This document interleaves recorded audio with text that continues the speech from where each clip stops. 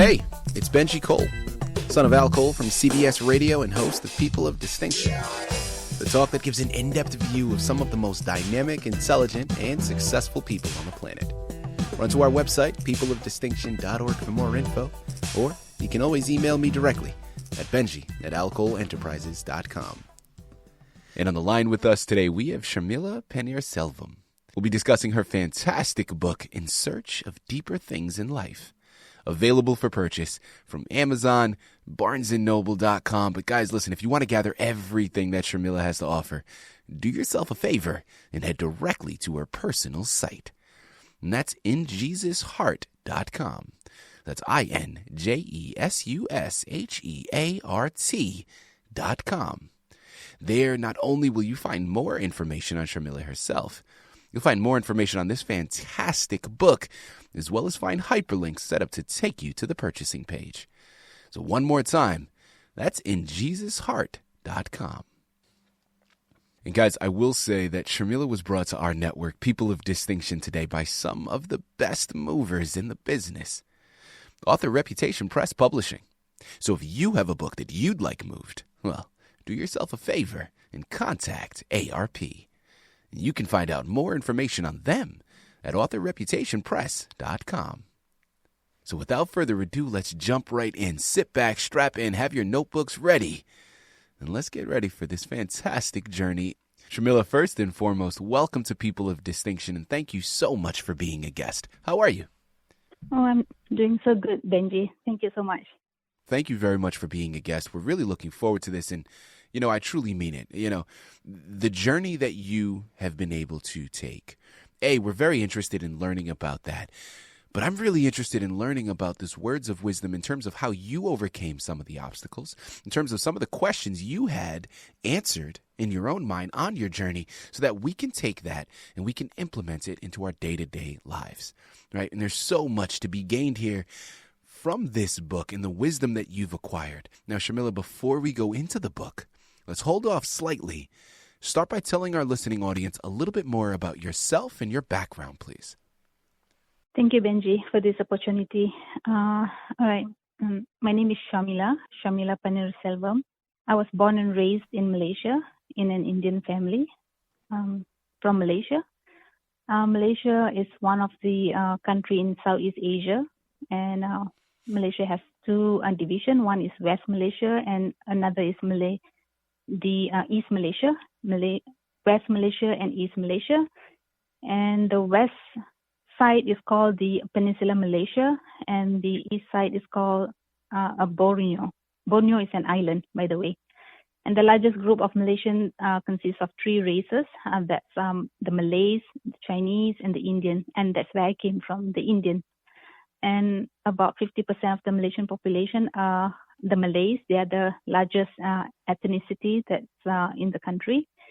And they are the indigenous to the country. The Malays are generally Muslim, and they practice the Malay culture, whereas I'm Indian, coming from an Indian culture from Malaysia. So we are quite diverse in terms of ethnicity. And I went on to study nursing while in Malaysia. Came out to be a registered nurse in 1997. Then I went to Saudi Arabia for a couple of years, about 6 years. And then finally in 2008, came to America. And I met the lover of my soul in America, and I stayed. And right now I'm Malaysian American. Yeah. That's what I would say in a short about myself, my background. Fantastic. Sharmila, first and foremost, congratulations. And listen, your background is so impressive. We're going to have you back here on the network, okay? Not to discuss this book, not to discuss any other books you write in the future, literally just to talk about your background and your traveling experience, because sure. I'm sure you have stories for days, and we would love to hear them. That is absolutely incredible. Welcome to the show. And Sharmila, without further ado, In Search of Deeper Things in Life, tell us a little bit more about your book. The book is basically about my search. I would start as a little girl at the age of 10 or 11 or even 9. I was looking around myself, looking around the environment in my country. I mean, I had a lot of questions even as a little girl, thinking about what is life. I'm living right now, and then I'm seeing people dying because I see through television, movies, people are dying, and I really do come across people that are dying. My neighbors, my dad's friends, mom's friends. I do see some dates while I was a little kid, so I was questioning about life, about death. And then coming from a Hindu family, we believe in God. As long as you have a religion, you have God that you serve, and I believe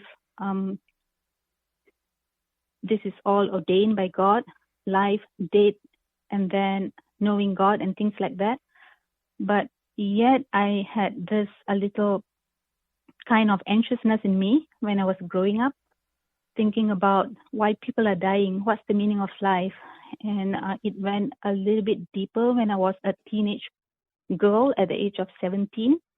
I start questioning more profound, more deeper things or profound things in life, like love, life, death, the meaning of life, and what life is all about. When I was about 17, 18, I was asking for more because I believe there's something more than what I just can see around me. But the main thing is about the meaning of life and what is all this? Why am I going to school? People have to work at certain age, and my dad is working. My mom is a housewife. My sisters are my companion that I play with. But then I was looking the meaning of all these things that is happening at the very early age. And being born in a Hindu family, my dad have taught me to pray, and we used to go to temples every Friday, a small temple to a big temple, to pray, to talk to God. And my dad said, God will lead you, guide you, and he will also speak to you, but you have to pray, you have to follow all those, steps in praying, seeking God, and continue praying every day so that you're close to God and God will protect you. But then as a teenager, I was asking questions like, really? God will protect me? Really? God will talk to me? Really? God will lead me? So I was asking for more, not from my dad, but from God himself. Show me yourself. Talk to me. Show me the way. Will you talk to me? Because I always felt that there's a distance between God and I. So that put me into a further search in this life, whether God will talk to me. Oh, at one point I was thinking maybe it's just a theory. God is there, and I'm just have to do all these rituals in order to get closer to God. So I was thinking maybe it's just a theory. God is just in a book, but he's not really there. That will come to me and talk to me and lead me, guide me, and all those things. Going through a search and all those things, went through different parts in life, because living in Malaysia, we have different religions, faith, or all those different culture with different religion and faith. So I was sort of experimenting with Muslims, with the Chinese, and with my own Hindu culture. I mean, my own Hindu religion. I was experiencing different religion. I was thinking maybe God is in the Muslim religion, and then I thought maybe God is in the Chinese, in Taoism, in Buddhist. And then, of course, I heard about Jesus, but there's very few Christians in Malaysia, so I was not at all thinking that Jesus is God.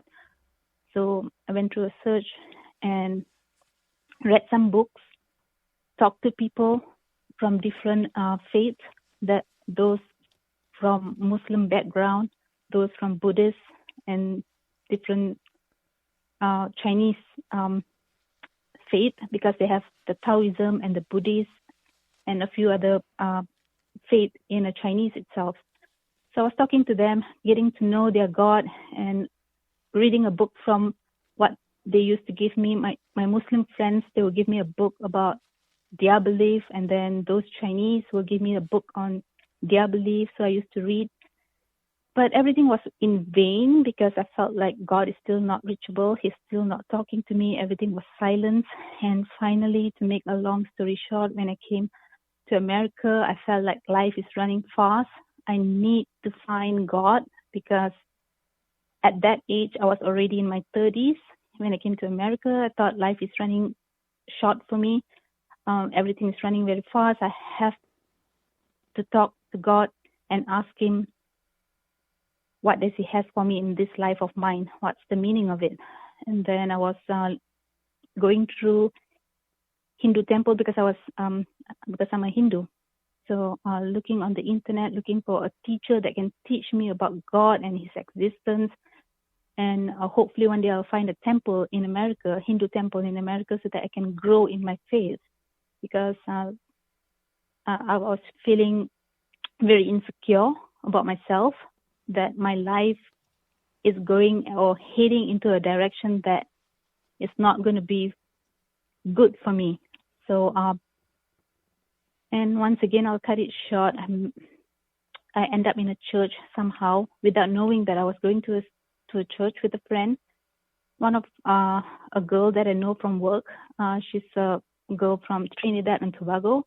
She told me, why don't you, let's go out together one evening, Sunday evening, to a restaurant. Let's have a dinner together.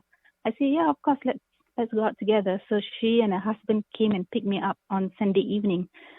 We are supposed to go to a restaurant that evening, but then she neglected, saying that she will stop in a place which is called church. So while sitting in a car, her husband stopped in a building. So he said, come, let's go in first, because once we are done here, then we'll head up to the restaurant.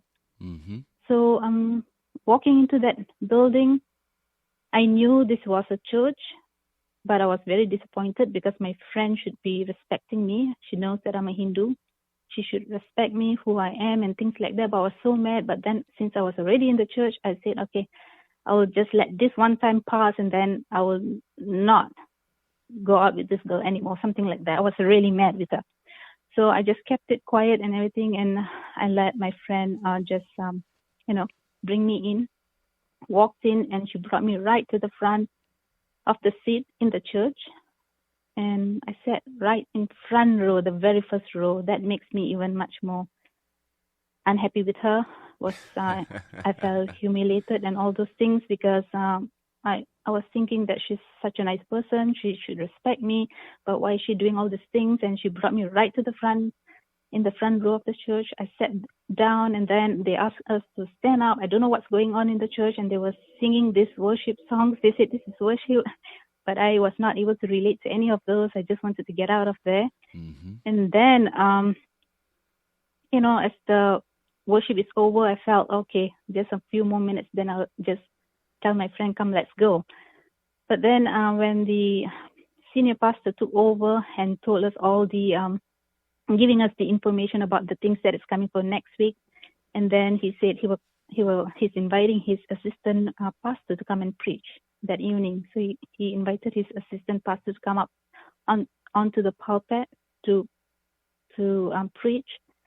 So I said, okay, maybe another 10, 15 minutes is going to be over. Let me just sit. So I sat, and things changed. It was just instantly changed, because in that 2 to 3 minutes of preaching, I was just pulled into the gospel. I couldn't take my ears. I was just listening to every word the pastor is saying. I believe my eyes was big. I was just looking at the pastor. Mm. I felt the heat went through my body at the same time. And I didn't say anything, but I just gave my heart spontaneously right away at that time to Jesus.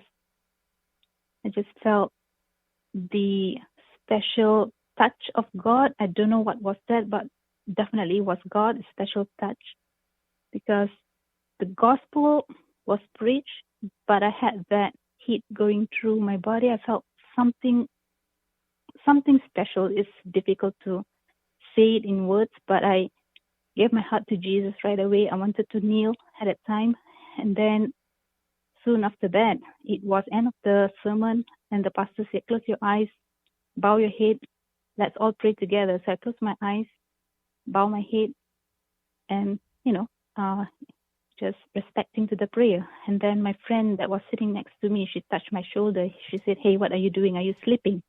I said, "No, I'm not sleeping. I'm listening. I'm just following what the pastor is telling me. He's telling us to do. Close your eyes and bow your head." And she told me, "Oh, okay, come on, let's go. The service is over. Let's go to the restaurant now." But then, in that feeling of, something happened to me at that time. I just told my friend, "Are you coming back next week to this church? Next week, Sunday, are you coming back?" She said, "Yes." And then I said, "Can I come with you?" And she said, "Of course, I'll pick you up and we'll come together." And the rest is history. My life changed ever since that transformation took place. And that was my search actually ended. And my life is in the hands of Jesus ever since that. How many of us have found ourselves in similar situations, like going way back, right, to one of the earlier things that she said when she was beginning this journey and the questions that she was asking about God? Is he real? Does he hear me? These are all so relatable, right? Now, her specific journey, you may not relate to everything that happened with her and her friend and going to the church and this and that. Maybe you don't relate to that. But those questions, oh my God, I promise you, the moment you said that, Sharmila, I was like, Carol, I've been there. I understand. Mm-hmm. And those are so powerful. The only other question that I can think of to tie up this fantastic interview is paying it forward, right? To anybody out there listening in right now that finds themselves at their own crossroads, right? Where they're asking themselves similar questions. Is God real? Right? Does he hear me when I talk to him? Like, how are these people around me dying if there's a God? Like, what is going on?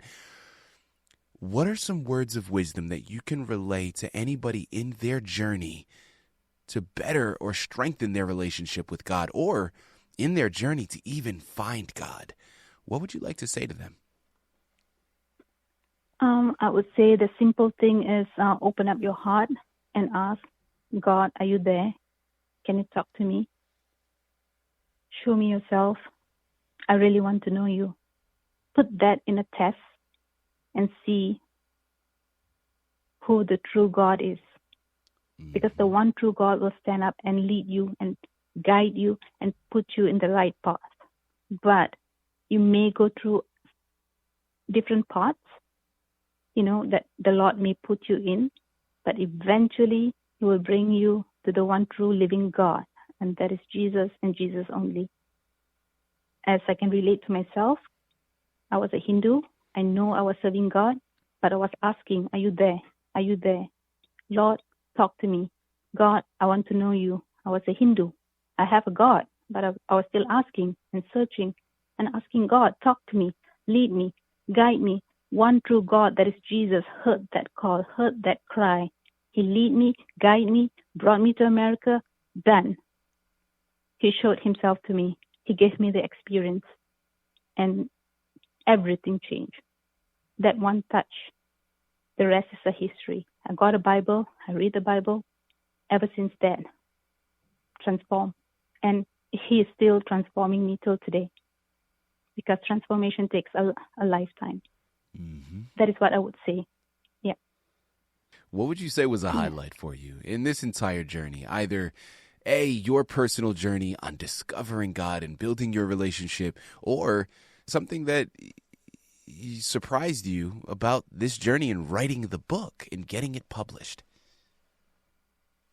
The highlight was, yes, God saved me, gave me a new life, transformed me, but he's not just leaving me at that. He has a mission that he wants his people to accomplish on earth. And he put me through a season of writing, which writing wasn't something that I thought I would do, because writing was my weakness. English was not my first language. So I never ever thought of writing, definitely, because it's a struggle when I was in school to write an essay. But in the hands of Jesus, once he calls you, once he puts you in that season, he gives you the gift to do so. And definitely he called me to write the book, to put it out there. And that book was written in a few days without any effort or without any sweat, because it's God's work. It is his work in me. That would be the highlight. Yeah. Fantastic. Guys, listen, if this hasn't moved you, pinch yourself, okay? I don't know what to tell you. Listen, I'm going to say it one more time, even though I know I don't have to. Here on the line with Sharmila Panirselvam. We just finished discussing her wonderful book, In Search of Deeper Things in Life, available for purchase through Amazon, Barnes & Noble, but make sure you're heading directly to her personal site, injesusheart.com, to gather all of the information and everything that Sharmila has in store. You surely will not be disappointed. Guys, let's grow, let's develop, let's educate ourselves. And it starts with this fantastic narrative. Sharmila, this has been such an honor. Thank you once again for being a guest with us today on People of Distinction. Thank you, Benji, for this opportunity.